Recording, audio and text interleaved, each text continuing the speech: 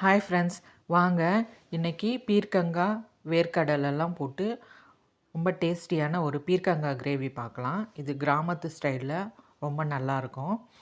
வாங்க எப்படி செய்கிறதுன்னு பார்க்கலாம். பீர்க்கங்காவை கட் பண்ணி தோல் சீவி கட் பண்ணி வச்சுருக்கேன்.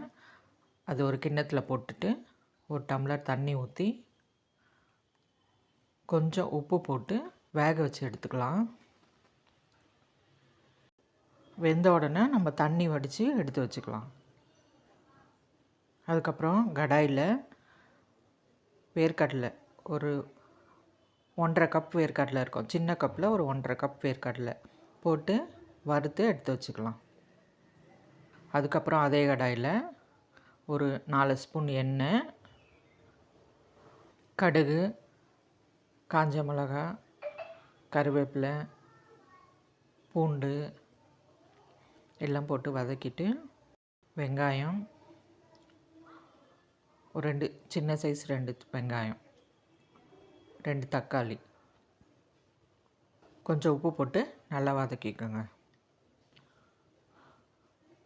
இது நல்லா வதங்கின அப்புறம் வேக வச்சு தண்ணி எடுத்து வச்சுருக்கோம் பார்த்திங்களா, அந்த பீர்க்கங்காய் போட்டுட்டு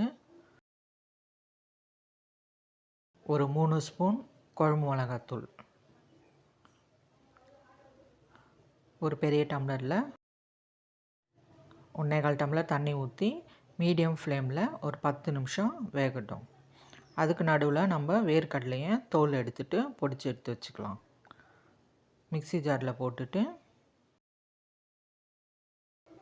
அது கூட ஒரு 4 பூண்டு பல் போட்டு தண்ணி ஊற்றாமல் பவுடர் பண்ணி எடுத்து வச்சுக்கோங்க வேர்க்கடலையை.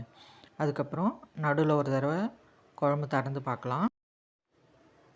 இன்னும் கொஞ்சம் நேரம் கொதிக்கணும், அதனால் மூடி வச்சுட்டு திருப்பி ஒரு 10 நிமிஷம் கழித்து பார்க்கலாம். இப்போ குழம்பு நல்லா வற்றி வந்திருக்கு.